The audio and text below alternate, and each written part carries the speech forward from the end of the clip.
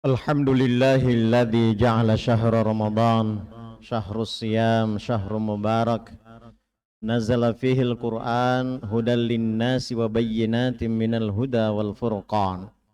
Asyhadu an la ilaha illallah wahdahu la syarikalah wa asyhadu anna Muhammadan 'abduhu wa rasuluh. Ya ayyuhalladzina amanu taqullaha haqqa tuqatih wa la tamutunna illa wa antum muslimun. Ya ayyuhan nasu taqu rabbakumul ladzi khalaqakum min nafsin wahidah wa khalaqa minha zawjaha wa batha minhuma rijalan katsiran wa nisaa'a wattaqullaha alladzi tasaaluna bihi wal arham innallaha kana 'alaikum raqiba. Ya ayyuhalladzina amanu taqullaha wa qulu qawlan sadida yuslih lakum a'malakum wa yaghfir lakum dhunubakum wa man yuti'illaha wa rasulahu faqad faza fawzan 'azima. Amma ba'd. Faqad qala Rasulullah sallallahu alaihi wasallam, khairun nasi man tala umruhu wa hasuna 'amaluhu wa syarrun nasi man tala umruhu wa sa'a 'amaluhu. Allahumma salli wa sallim wa barik ala Muhammad wa ala alihi wa ashabihi wa man tabi'ahum bi ihsanin ila yaumiddin. Ma'asyiral muslimin, jamaah salat Jumat, semoga kita semua senantiasa dirahmati, dicintai, dikasihi dan diridhai oleh Allah Subhanahu wa taala. Di kesempatan yang penuh dengan keberkahan ini, patut kiranya kita senantiasa memperbanyak dan mengikhlaskan rasa syukur kita kehadirat Allah Subhanahu wa taala atas segala nikmat yang telah dilimpah curahkan pada kita semua.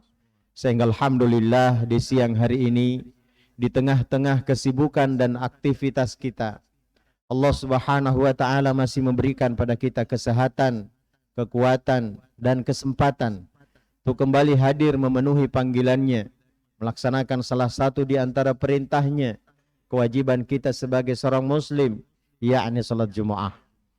Mudah-mudahan seluruh rangkaian ibadah, amal saleh dan ketaatan-ketaatan kita, khususnya ibadah puasa, semuanya diterima oleh Allah, disempurnakan pahalanya dan menjadi sebab diampuninya semua dosa-dosa kita. Tidak lupa pula senantiasa kita berselawat kepada baginda Rasulullah sallallahu alaihi wa ala alihi wasallam. Beliaulah yang telah diutus oleh Allah Subhanahu wa taala untuk mengajarkan kepada kita petunjuk, pedoman, jalan kebenaran, yang mana jika seseorang menjalankan, menerapkan dan menegakkan apa yang telah diajarkan oleh Rasulullah, niscaya dia akan mendapatkan kemuliaan, keberkahan, keselamatan dan kesuksesan, baik dalam kehidupan di dunia, lebih-lebih nanti dalam kehidupan akhirat. Saudara-saudaraku yang rahmatillah Allah Subhanahu wa taala, salah satu di antara perkara yang harus selalu kita syukuri adalah ketika Allah Subhanahu wa taala memanjangkan umur kita dan memberikan pada kita kesempatan untuk menjalankan berbagai macam bentuk ibadah dan amal saleh, khususnya di bulan Ramadan yang mulia ini. Allah Subhanahu wa taala yang telah memanjangkan umur kita karena kudrah dan iradah Allah, karena karunia-Nya, bukan karena kita pintar merawat diri, bukan karena kita senantiasa menjaga pola hidup dan pola makan kita, bukan juga karena kita selalu berolahraga dan sebagainya, tetapi Allah memberikan pada kita kesehatan, memberikan kepada kita umur yang panjang. Semua itu murni karena kudrah dan iradah Allah Subhanahu wa taala. Oleh karena itu seorang muslim yang baik hendaklah senantiasa mengisi waktu-waktu yang diberikan oleh Allah, memanfaatkan kesempatan yang diberikan oleh Allah Subhanahu wa taala. Sebagaimana hadits yang saya bacakan tadi, hadits yang diriwayatkan oleh Ahmad, Tirmidzi, Al-Hakim dan yang lainnya dari sahabat yang mulia Abu Bakrah dari ayahnya, Rasulullah sallallahu alaihi wasallam pernah ditanya oleh para sahabat, "Ya Rasulullah, ayyun nasi khair?" wahai Rasulullah, siapakah manusia yang paling baik? Qala, maka beliau menjawab, man tala umuruhu wa hasuna amalu. Siapa yang Allah panjangkan umurnya dan baik amalnya. Kemudian sahabat bertanya lagi, fa ayyun nasi syarrun? Siapakah manusia yang jelek, yang buruk itu? Maka Rasulullah menjawab, man tala umuruhu wa sa'a amalu. Siapa yang Allah panjangkan umurnya namun jelek dan buruk amalnya. Dari hadits ini kita bisa mengambil suatu kesimpulan bahwa kebaikan dan keberkahan hidup seseorang itu tidak semata-mata ditentukan oleh panjang atau pendeknya umurnya. Tetapi lebih kepada bagaimana dia mengisi umurnya. Bagaimana dia memanfaatkan kesempatan yang diberikan oleh Allah. Tentu dengan amal-amal ibadah, amal-amal saleh, ketaatan kepada Allah Subhanahu wa taala, dan pada saat yang sama berusaha menjauhi segala apa yang dilarang dan diharamkan oleh Allah Subhanahu wa taala. Maka ketika seseorang menjalankan yang demikian itu, maka dia akan mulia hidupnya, berkah hidupnya. Dia akan memperoleh kemuliaan di dunia, lebih-lebih nanti dalam kehidupan akhirat. Saudara-saudarakin rahmati Allah SWT.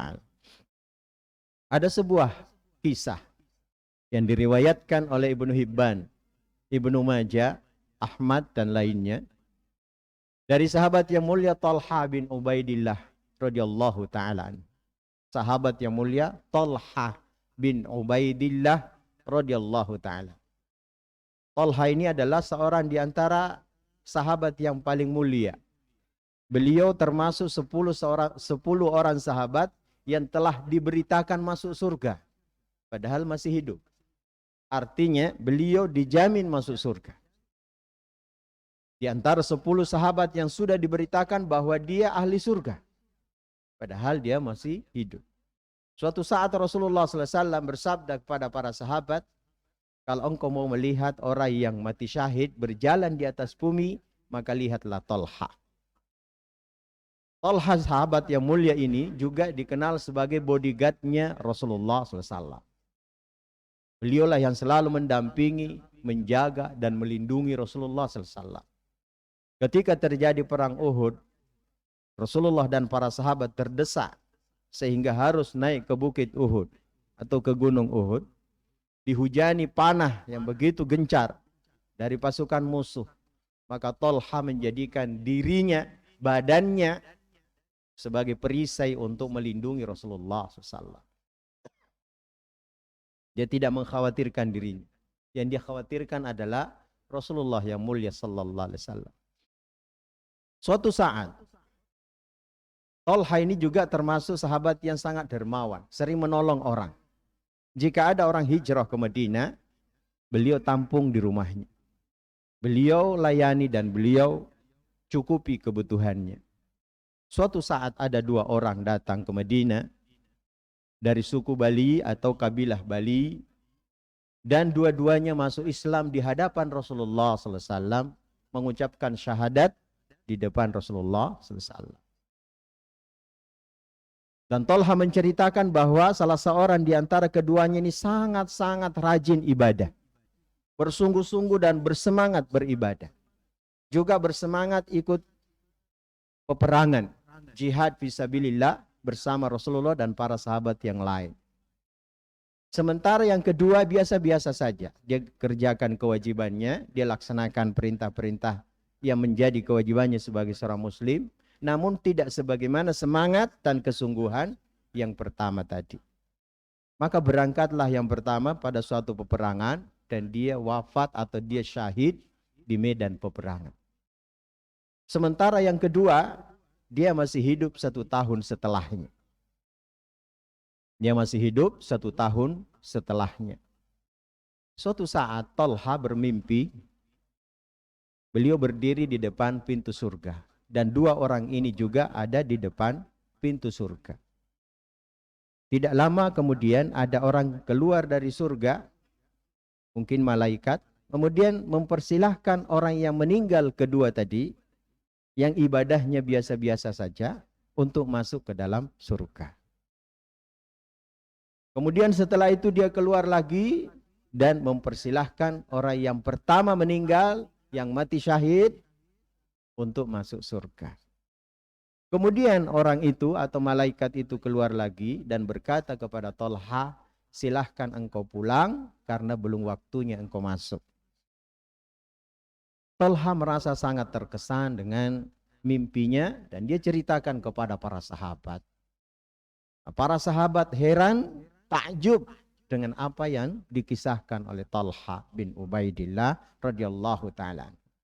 Maka beredarlah kisah ini sampai kemudian kepada Rasulullah sallallahu alaihi wasallam. Maka Rasulullah bertanya kepada para sahabat, di bagian mana dalam kisah ini yang membuat kalian takjub, yang membuat kalian heran?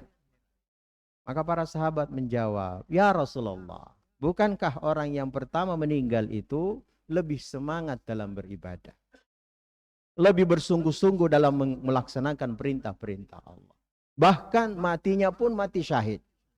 Kok bisa justru yang kedua itu masuk surga duluan?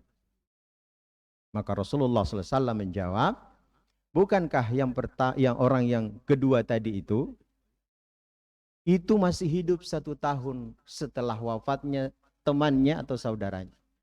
Jawab para sahabat, benar ya Rasulullah. Bukankah ketika dia masih hidup 1 tahun itu, dia bertemu dengan bulan Ramadan? Insya Allah. Coba lihat kemuliaan bulan Ramadan yang penuh dengan keberkahan, di mana amal ibadah, amal saleh dilipat gandakan pahalanya.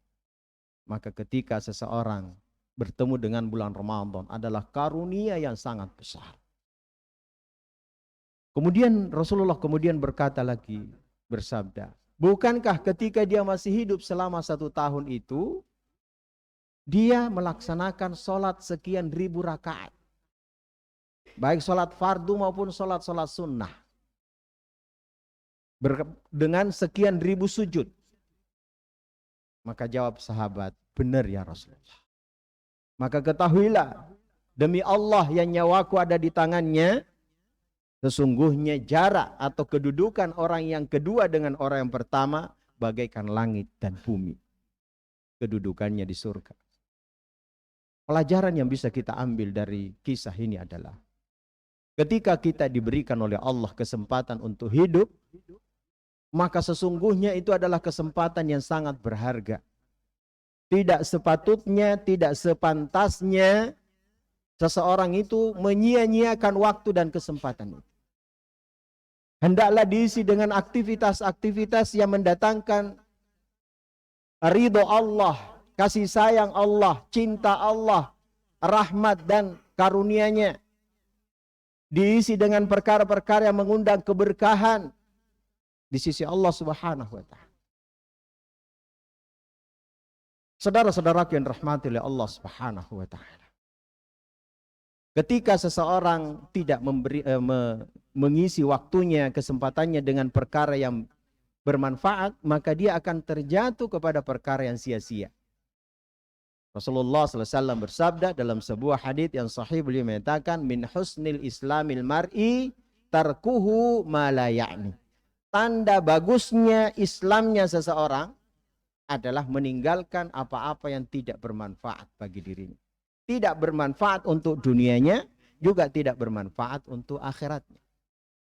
Hari-hari ini kita betapa banyak tersita waktu kita, terampas dan tercuri waktu kita dengan aktivitas-aktivitas yang tidak ada manfaatnya. Betapa banyak di antara kita habis waktu kita untuk menonton tontonan video yang tidak ada manfaatnya. Dari sisi mana kemudian kita akan mendapatkan pahala?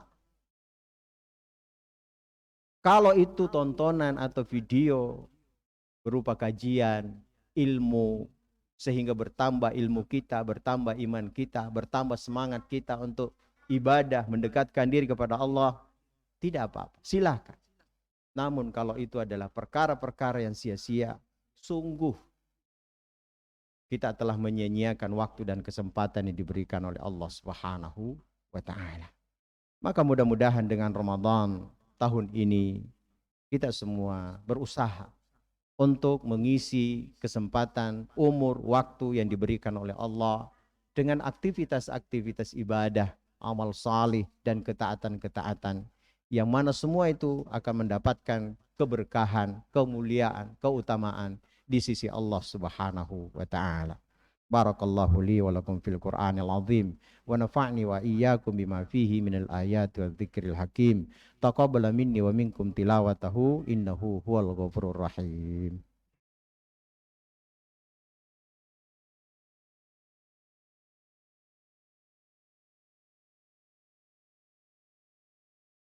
Innal hamdalillah nahmaduhu wa nasta'inuhu wa nastaghfiruh wa na'udzu billahi min shururi anfusina wa min sayyiati a'malina.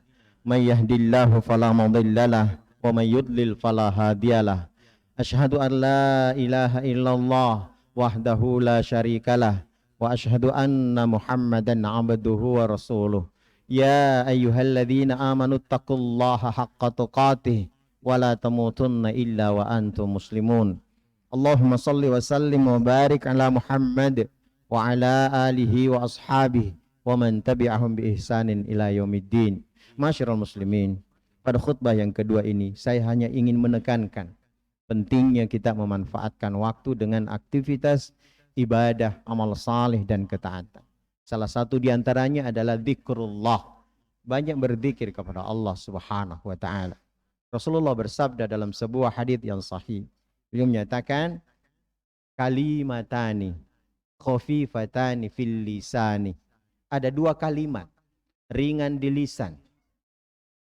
Thaqilatani fil mizan, tetapi berat dalam timbangan nanti di akhirat. Habibatani ilar rahman, dan sangat dicintai oleh Allah yang Maha Pengasih, yang Maha Penyayang. Apakah itu? Subhanallahi subhanallahi wa bihamdi subhanallahil azim. Subhanallahi wa bihamdi subhanallahil azim. Zikrullah.